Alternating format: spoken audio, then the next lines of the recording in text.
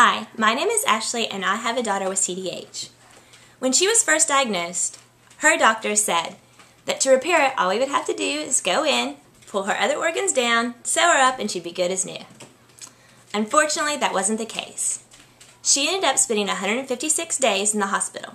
Not straight, but she went to Cincinnati 3 different times, and she was at Cabell Huntington once. Here are some pictures to show our journey. These were taken the first day she was born. These were taken on the day of her actual diaphragmatic hernia repair. She then had to have a Nissen, which is this, and a feeding tube put in. Unfortunately, she got an infection and had to have part of her bowels removed, and this is that hospital stay. She did pretty rough that time. Next, she came home and then unfortunately got pneumonia and was in the hospital for another 16 days.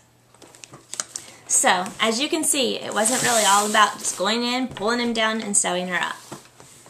There's some other things that I wasn't expecting with CDH.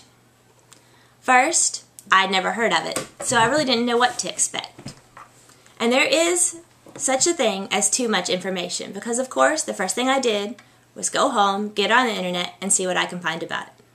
There is a lot of information, and a lot of different stories, and a lot of different things they tell you to do. Here's the thing. With CDH, each kid is different.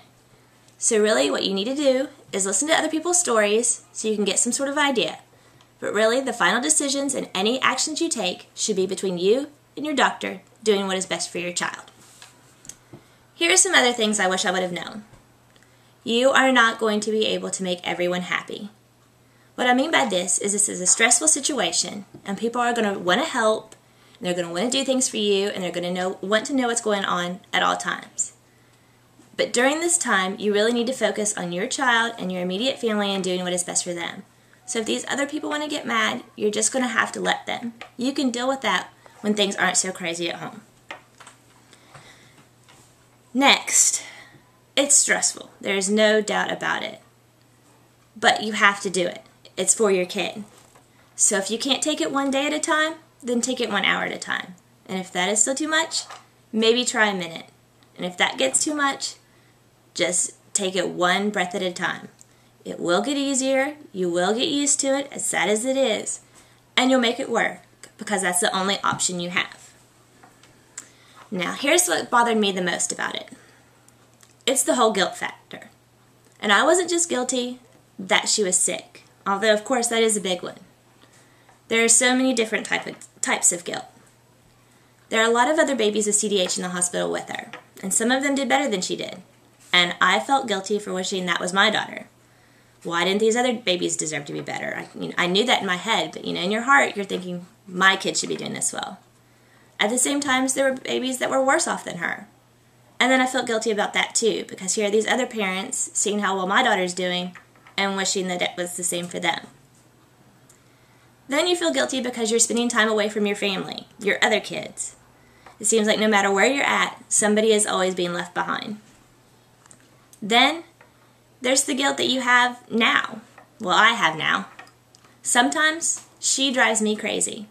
She's a girly girl, she talks a lot, and I'm just not used to that. So sometimes I yell at her and get upset with her. And then I feel bad because I know that we're just lucky to have her. That chances are she probably shouldn't be here. So, the guilt is a never-ending cycle. I'll let you know if it ends some point. 5 years later, it's still there, pretty strong. The other thing is, people are not going to know what to say to you. They're going to ask what they can do, and they're going to ask questions about it, and they're going to want to know things that maybe you don't want to tell them. At the same time, they're going to say some pretty dumb things. For instance, I was leaving the hospital one evening to go home after I'd been there for probably 12 hours, and another mom said to me, "I cannot believe you are leaving your baby in the hospital." I had to keep in mind that she didn't know that I had 2 other kids at home, at least 100 miles away, who I'd been leaving every week for 3 months. So I just kind of let it roll off and try not to dwell on it too much. Because if you dwell on things like that, you'll go crazy. Another thing that I would tell you to do is find some way to get through it. Sometimes you may need to go in a room and scream. Sometimes you may need to kick things. Sometimes you may even just need to leave the hospital and go eat at your favorite restaurant and just not worry about it for a while. I tell you what I did. I worked 30 minutes away from where I lived. So, 10 minutes into the trip, I'd start crying. 10 minutes before I got home, I'd stop. That way I could do it in the peace of my own car. Nobody witnessed it. I didn't have to explain what was wrong, and I just got it out of my system. It is okay not to share every emotion you have with everybody. Sometimes you just need to deal on your own. That way you don't have somebody saying, well, that's the right thing to do. No, that's the wrong thing to do. You just do what you have to do. Now, what I find interesting now that she's older and starting school is CDH really doesn't define her right now. She doesn't know what it is. She doesn't know too much about how it affects her. She has had a surgery that she remembers, but she doesn't know why she had to have it to begin with. So when I let her out of the door and she goes to do things that she hasn't done before, or I let her play sports, she's not nervous about it. She's not worried about it. It's me. So until she's older and really understands what happens, or until other complications arise, CDH is more a definition about me than her.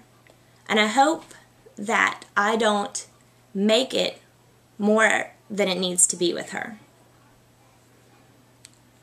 Now I'd like to talk to the teachers out there. As I'm studying to be an educator and I see all the other conditions, I really look up to you all for being able to do what you do with these children. However, at the same time, I am a mom of a child that has a condition that people don't know a whole lot about. And really, they can't see it. I mean, if you look at her now, she doesn't have any, outward signs unless she pulls up her shirt and shows you her scars. I mean, she looks normal. She acts normal.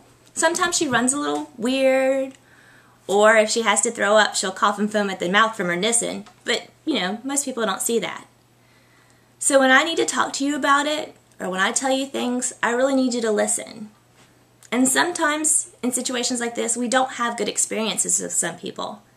They're not very understanding, or they try to tell you how it is instead of you letting them tell you your experiences. Because remember, each child has a different experience. So, just keep an open mind, listen to what we tell you, and try to make us trust you. Because we're putting the lives that we fought very hard for in your hands. And we need your help in making sure that these kids are successful. Thank you for taking the time to listen, and I hope you learned something. And just remember, each child is different and each reaction is going to be different. Just do what you have to do to get through. It does get easier.